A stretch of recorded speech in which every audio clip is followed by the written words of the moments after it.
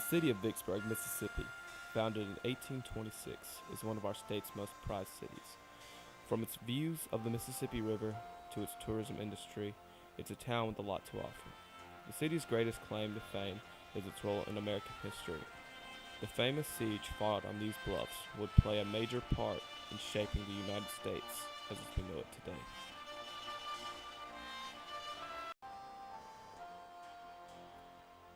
President Abraham Lincoln, as well as the Union Army's leadership, knew the importance of controlling Vicksburg.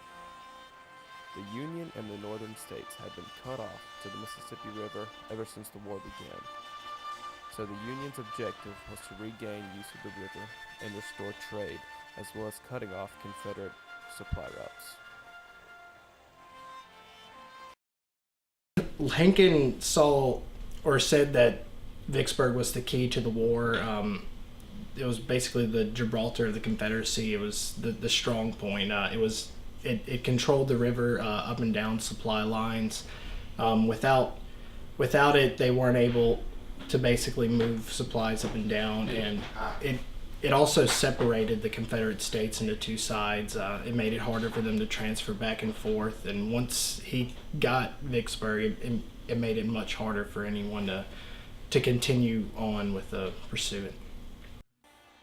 After a series of unsuccessful attacks by the Union, Generals William T. Sherman, John A. McClernand, and James B. McPherson, under the command of Major General Ulysses S. Grant, between May 18th and May 22nd, there was only one option that remained. The terrain at Vicksburg gave the Confederate forces a great defensive advantage, making Vicksburg virtually impenetrable. The Confederate Army spent months prior to the siege constructing trenches, forts, and defensive batteries that the South could use to its advantage. As a result, Grant reluctantly settled in for a siege of the city on May 25th. Confederate forces under the command of Lieutenant General John C. Pemberton defended the city with approximately 33,000 soldiers. By the height of the siege in June 1863, Grant's forces numbered approximately 75,000, including the U.S. Navy along the Mississippi River. However, despite Pemberton's best efforts, the siege quickly cut off food supplies and basic necessities to the Confederate troops and civilians within the city. As a result of this and the constant bombardments by the Union, naval boats and artillery, General Pemberton surrendered to the Union forces on July 4th, 1863. This was a huge blow to the Confederate morale.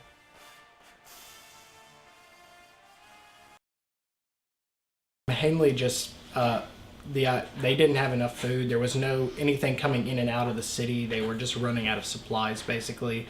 It wasn't so much of an ammunition or a problem like that. It was mostly just because the soldiers would have been closed up for so long. Disease was spreading. They were dying faster that way than they were firing. And over 47 days, and eventually they were just running out of food and things to keep the soldiers, motivated and keep their morale up. So eventually it was almost had to be done. After the siege, the Union Army controlled the Mississippi River for the rest of the war. These events are considered to be a major turning point in the war, with simultaneous Confederate loss at Gettysburg. The day before the surrender at Vicksburg, the South would never regain the tremendous momentum it had prior. This resulted in Robert E. Lee's surrender at Appomattox Courthouse on April 9, 1865.